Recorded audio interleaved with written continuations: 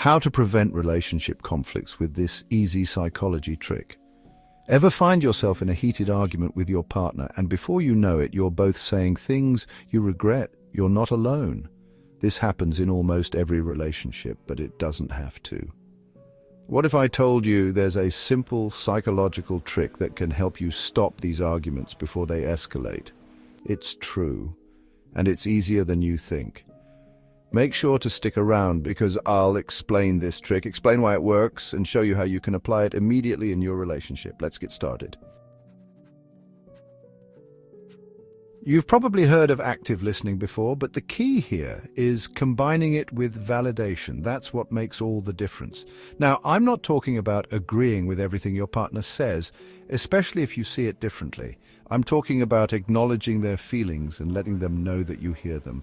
Let me give you an example. Let's say your partner is upset because you forgot to take out the trash again. Now, you might be tempted to get defensive and say something like, "I've been busy, you could have just reminded me." But that's only going to make things worse. Instead, try this. "I understand why you're upset. It's frustrating when things don't get done. And I'm sorry I forgot about the trash." See the difference? You're not dismissing their feelings or shifting the blame. You're acknowledging their experience and showing empathy. Now here's where validation comes in.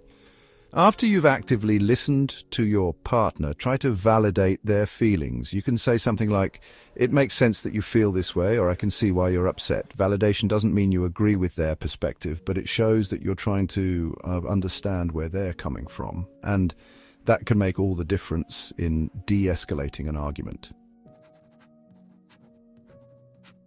This technique works because it taps into one of our deepest psychological needs, the need to feel understood. When we feel like our partner gets us, really gets us, it creates a sense of safety and connection. It disarms the defensiveness and allows us to communicate more openly and honestly. Think about it. When you feel heard and understood, aren't you more likely to be rational and less likely to fly off the handle? On the other hand, when we feel dismissed or invalidated, it triggers our fight or flight response. Our brains go into survival mode, and we're more likely to say or do things we regret. That's why it's so important to create a space in your relationship where both of you feel safe to express your feelings without judgment. And that's what active listening with validation does. It creates that safe space. It tells your partner, "I see you, I hear you, and I understand you," and that's a powerful message to send. Practical tips. Before we wrap up, here are a few practical tips to help you start using this technique today. First, make eye contact and put away any distractions. This shows your partner that you're fully present and engaged in the conversation. Second, reflect back on what you're hearing. This not only ensures that you're understanding them correctly, but also shows them that you're actively listening. You can say something like, "So, what I'm hearing is," or "you're feeling," because the third, ask clarifying questions. This shows that you're genuinely interested in understanding their perspective and not just waiting for your turn to speak. Fourth, validate their feelings, even if you don't agree with them. Remember, validation is not about agreeing, it's about showing empathy and understanding. Finally, be patient. This technique takes practice, and you're not going to get it perfect every time, but the more you use it, the more natural it will become.